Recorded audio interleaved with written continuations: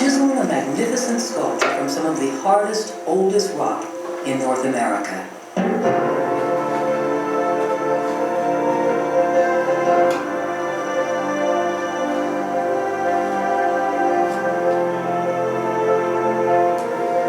The Black Canyon of the Gunnison. 48 miles in length and some 2,000 feet deep, the Black Canyon is one of the most stunning gorges in the world. To go to that ridge and look past your shoes at the water of the Gunnison River flowing rapidly, it grasps you and draws you into its beauty. At the Black Canyon, you can peek into the depths of the Earth's crust and view nature's handiwork, more than 2 million years in the making. Now, to a geologist, I can come here and just look over the edge and say, wow, what a beautiful scene.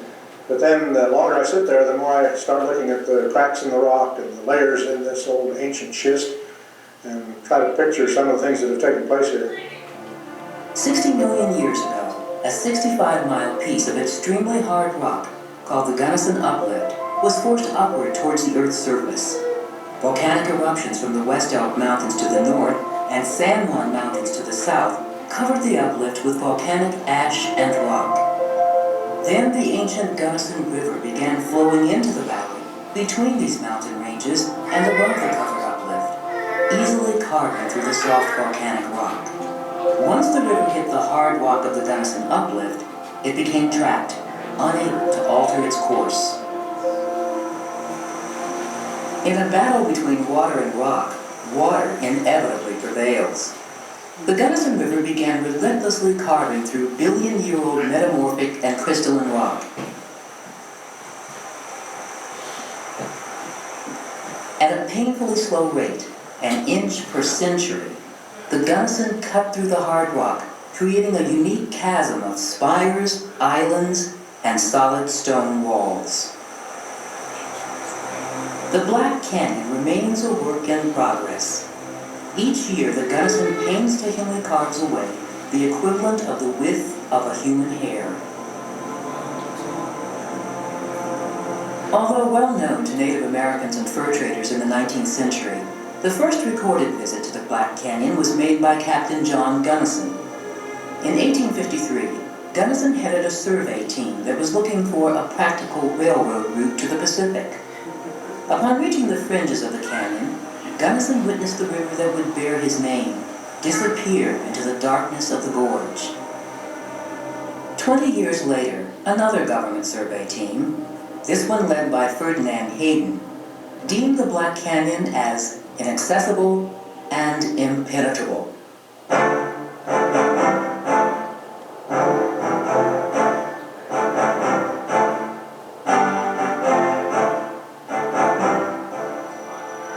Those words of warning did nothing to discourage Colorado Railroad tycoon General William Jackson Palmer.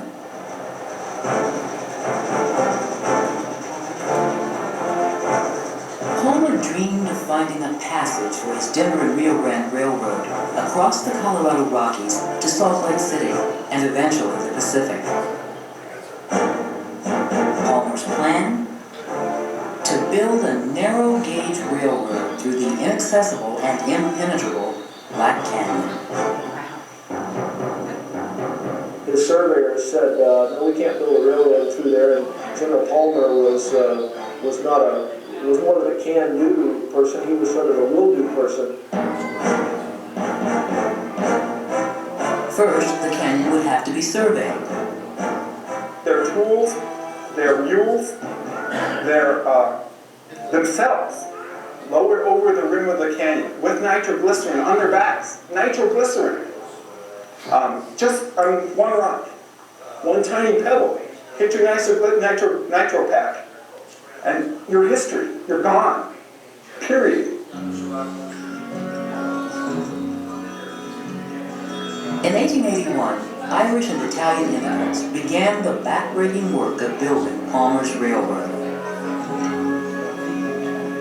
400 men, Irish and Italian immigrants, forged the railroad through the canyon with pickaxes, shovels, digging away at this rock with shovels,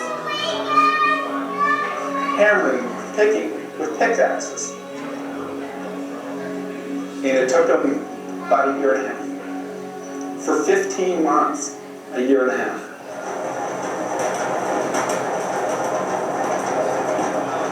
In 1882, Palmer's Railroad began operating through the upper part of the canyon. Called the scenic line of the world, the railroad exited the canyon at the small town of Cimarron. It was an engineering triumph, a monument to the immigrants upon whose backs Palmer's Railroad was built. But General Palmer had not yet succeeded in conquering the entire canyon. In the winter of 1882, he hired a team to survey the formidable unexplored Lower Canyon. The survey's findings convinced Palmer to bypass the Lower Canyon and divert his railroad to the south. The Lower Canyon remained a black hole, filled with mystery and intrigue.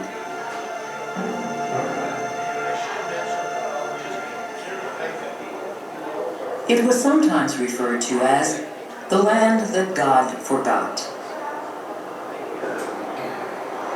The farmers and ranchers in the arid Uncompahgre Valley near Montrose had long dreamed of somehow diverting the plentiful waters of the Gunnison River into their own fields. Water, they said, could turn their badlands into paradise.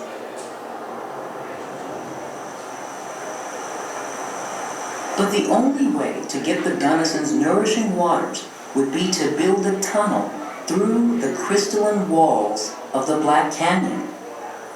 In the summer of 1900, 5 volunteers descended into the canyon to find out if such an idea was even possible. One of the volunteers was William W. Torrance. He would have found it to be a great challenge and a great desire to keenly desiring to come back to the canyon, to locate that best location of the Gunnison Tunnel.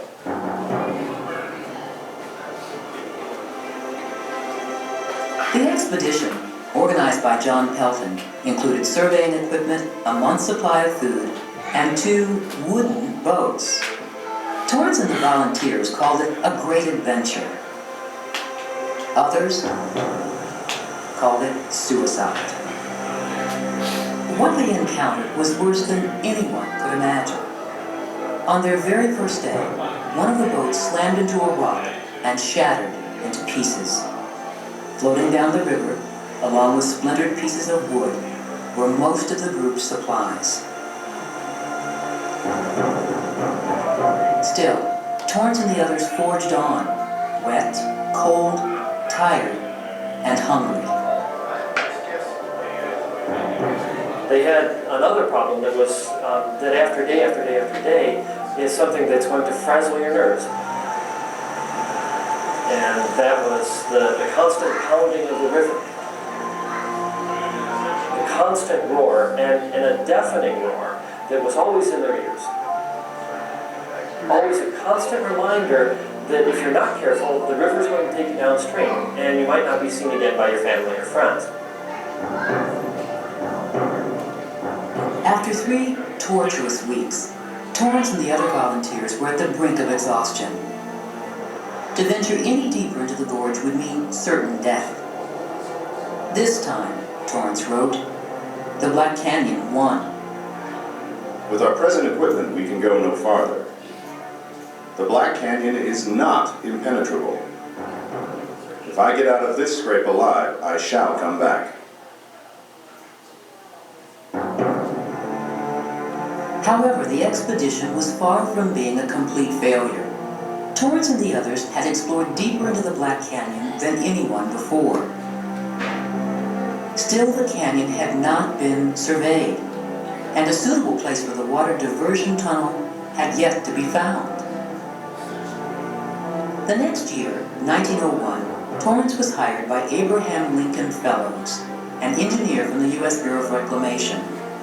Instead of using heavy wooden boats, Fellows believed they could conquer the canyon by using inflatable rubber mattresses. In August 1901, Fellows and Torrance entered the Black Canyon with rafts in tow. For days, Torrance and Fellows floated deeper and deeper into the unknown. They knew that by doing this, they would do something no one else would ever have done. They were the Columbuses of the Gunnison River, basically. At what's known today as the Falls of Sorrow, Torrance and Fellows would stare death in the face. Here the Black Canyon narrows to 40 feet, and the Gunnison River roars in all its fury. Torrance says to Fellows, I don't know that we're going to make this. I don't know that we're going to survive this. And Fellows says, well, we have to try. And so they're standing on the brink, listening to this deafening roar, and Fellows jumps in.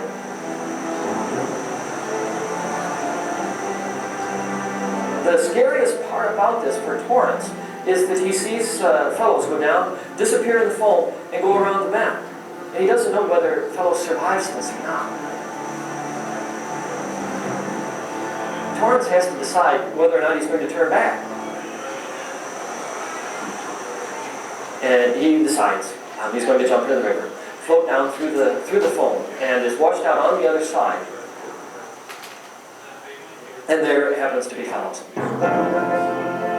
They give an embrace, laughing at their success, that they had endured this part of what the river had to offer. Fellows joyously screamed, "Who says the Black Canyon is impenetrable?" He and Torrance became the first to survey the entire length of the Black Canyon. Their exploits paved the way for a tunnel that would finally bring the Gunnison's waters into the Uncompahgre Valley.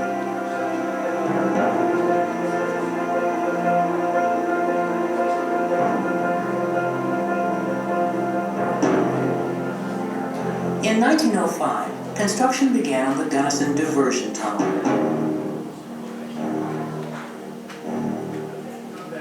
For 4 years, hundreds of laborers worked non-stop, digging and blasting through solid rock.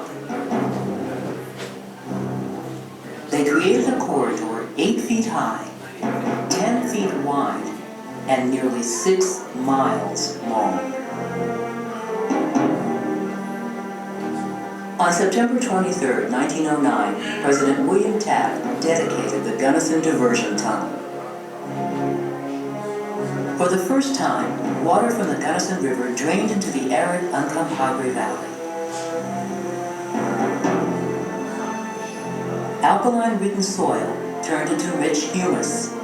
The Uncompahgre Valley was transformed from an arid desert into a plentiful garden.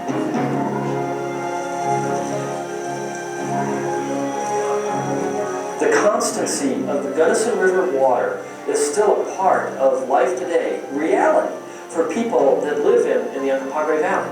This was a vision that was articulated by John Wesley Powell, but put into practice, put into common practice by people like Will Torrance and Lincoln Fellows.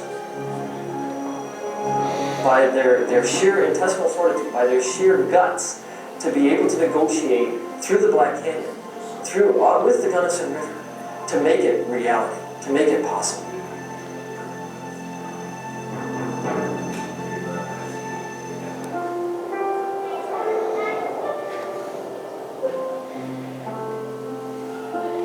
Like thousands before him, the Reverend Mark Warner, a native of Ohio, followed the setting sun west in hopes of finding a better life.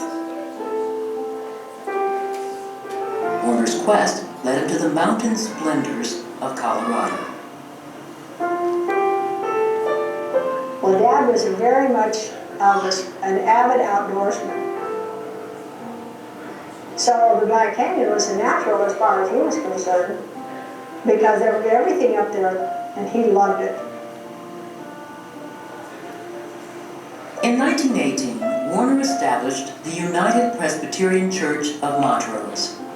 He loved ministering to his congregation, but he couldn't get the Black Canyon out of his mind. Like Torrance and Fellows before him, the chasm cast a powerful hold on Mark Warner.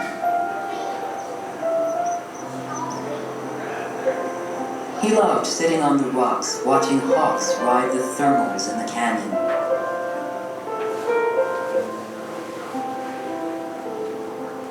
He never tired of gazing at the twisted and gnarly pinyon trees, or at flowers glistening after a summer rain.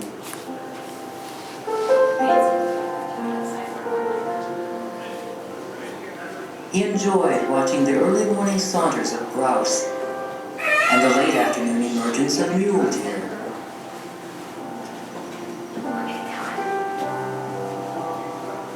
The panorama from the canyon's north rim, perhaps even more spectacular than the views from the south, took Warner's breath away.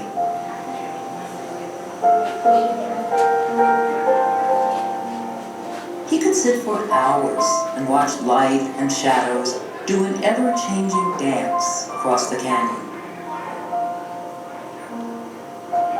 It always looked different. It always looked spectacular. Reverend Mark Warner felt that the Black Canyon was a place where all could find peace. In 1929, Reverend Warner convinced the Montrose Lions Club to build a road to the Black Canyon. A year later, the road was completed, and more than 1,100 people crept out to the canyon rim. The Black Canyon became Warner's pulpit, a place for him to preach the gospel of preservation. He was definitely concerned that the canyon needed to be preserved, that it needed to be saved for people, so that people from around the country, from around the continent, and around the world, that they could all have an opportunity to be moved by the canyon. Warner began writing letters, hundreds of them, to newspapers, businessmen, and politicians throughout Colorado. On March 2nd, 1933, Warner's efforts finally paid off. President Herbert Hoover announced the newest addition to the national park system, the Black Canyon of the Gunnison National Monument. 66 years later, Warner's full dream was realized.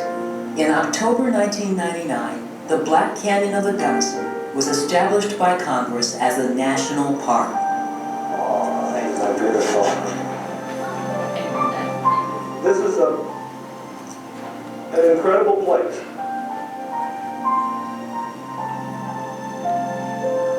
It inspired people like Mark Warner, and it inspired me today. What more can I say? Mark Warner, a pioneer in preservation.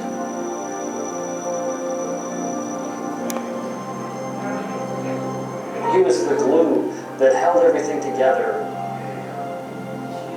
to realize the place preserved.